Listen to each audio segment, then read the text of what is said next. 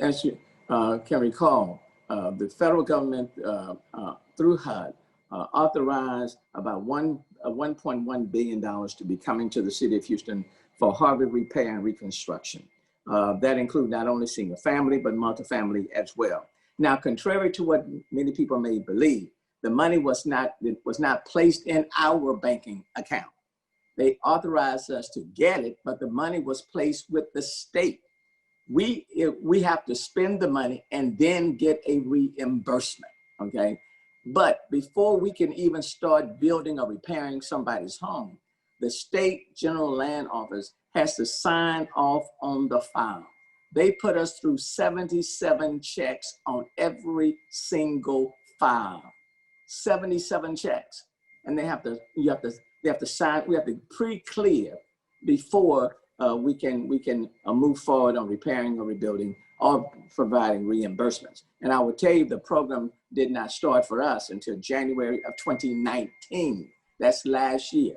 Now, bear in mind, Harvey was in August of 2017, but the city was not available to even start its program until January of 2019. So I want to kind of put things in context, specifically as where we are today. In total, 311 families have been assisted through reconstruction. Of that number, 53 through reconstruction, 35 through rehab, 93 for reimbursements, home buyer assistance, 148. Another 375 families are in the process of receiving the above assistance, and an additional 1,000 families are going through what we call the environmental and inspection process right now. So we are moving forward with this program. The money is still available, but it's on the state level. But I will tell you, unfortunately, there is a great deal of tension between the state and the city. And I'll give you another example. If you live in, let's say you live in Cashmere Gardens and your house flooded, and it's just the mom and the dad that's in their home. Kids have gotten grown, moved out. If that home flooded, the state says that if they had a 3-bedroom home, we can only rebuild them with a 2-bedroom home. Okay? What? Yes.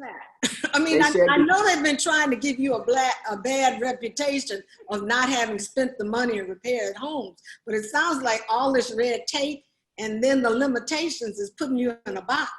They are saying that even if it was a 3-bedroom home, if the children are gone, for example, and it's only the husband and the wife there, you cannot rebuild, Mayor, that 3-bedroom home. You can only build a 2-bedroom home. Sonny, I vehemently disagree, because not only does it work against that family, it works against that community. So let me tell you what I've authorized. We will take the money that they give us for that 2-bedroom home, and we're adding local dollars to rebuild that 3-bedroom home. That's what we are doing. And that's why we are fighting in part. And that's not HUD's rule. That's the state GLO's rule. Now, to the contrary, there's another home, for example, in Kingwood. And in that particular home, some children, the grandchildren, for example, came in. It was a 4-bedroom home. They came in, and the people want us to build a 7-bedroom home. Well, the state takes the position, well, now they have more children. They had a 4-bedroom home at the time Harvey occurred.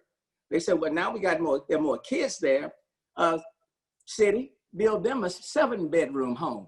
I said, hell no, I'm not going to do that. And come to find out, the kids returned back to the mother, okay?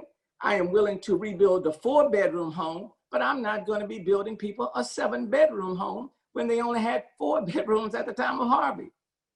But so what I've said to the state, if you want to build that 7-bedroom home, you build it. But I'm not going to do it.